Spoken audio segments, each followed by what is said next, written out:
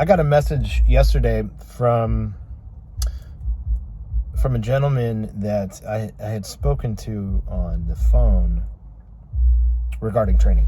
He doesn't train with me currently, but I had sent an email out earlier yesterday to anyone who had communicated with me regarding the ads that I had been running for the last month. So it's all people that had expressed some level of interest in training. So I thought to myself, there's a lot of people, that aren't training with me that I could still affect. And while I love making money, I will never lie about that. I love making money. What I also love doing is actually making people better. So I got on Community, which is a subscription-based messaging service that I began to use a few months back, but never really fully took advantage of. So what I did was I sent an email out to everyone and said, listen, send me a message to that number, join me there. It's a good way that I can deliver some information straight to people's phones, because as well we know, emails aren't always the best way to communicate, at least not since like 1998. So a gentleman had reached out to me there and expressed his, I don't say frustration, but he expressed his desire to solve his motivation problem. Lacking motivation was a big reason to why he's struggled to accomplish his goal. Now, I don't get paid to motivate people. I can't motivate you. And I got to thinking, okay, let's be honest for a few minutes. I'm not motivated a lot of the times when I pull into the parking lot of the gym. A lot of it has to do with, it's a busy schedule, right? It takes me 45 minutes to get here. It's going to take me 45 minutes to get back. I got a lot of other things to do. And,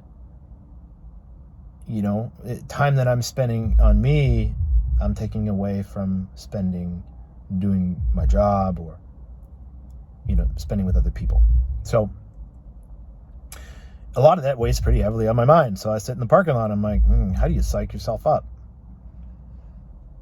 So I came up with a few thoughts, put them down on paper. I'm going to share them now. Obviously, I'll reiterate that I can't motivate people. It's not my forte. If you've ever trained with me personally,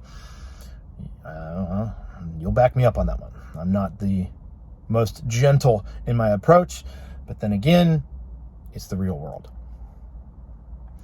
So the first and most important thing that you need to do to find your motivation or maintain it, protect it, reinvigorate it, whatever it might be. First and foremost is schedule your workout before anything else.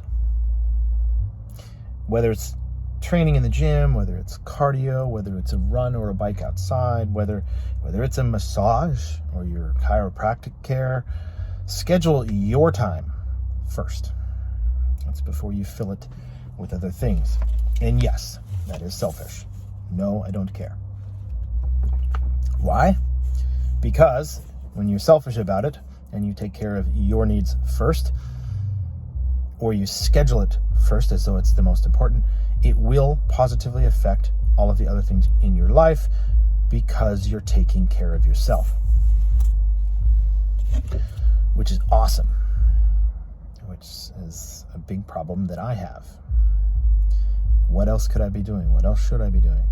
Schedule your time first. It's most important. Number 2, set a time limit on that schedule. Now, there was a time in my, early mid-20s where I could spend 2.5 hours training.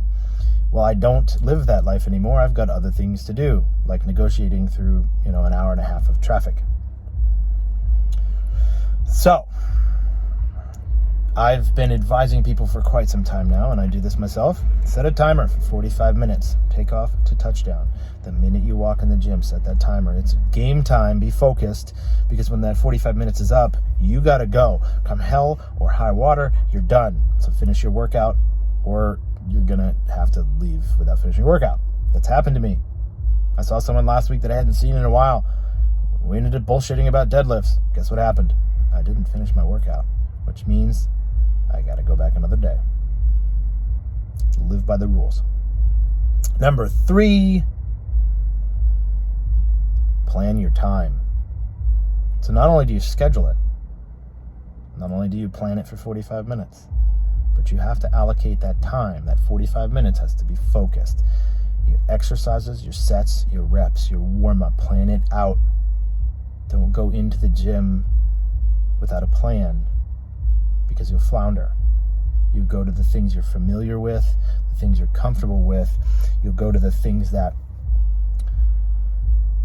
don't challenge you beyond where you should be challenged. You're not going to take the easy route when you're winging it. So plan it out ahead of time. If you have trouble with that, if you don't know how to do that, if you're not really effective with it, there's a couple of things I'll suggest you do. One, if you're looking for resources to make that happen, Elite FTS is a great website for training programs, from beginner programs to, elite training programs. And it's free. Now, I'm also going to recommend that you hire a coach.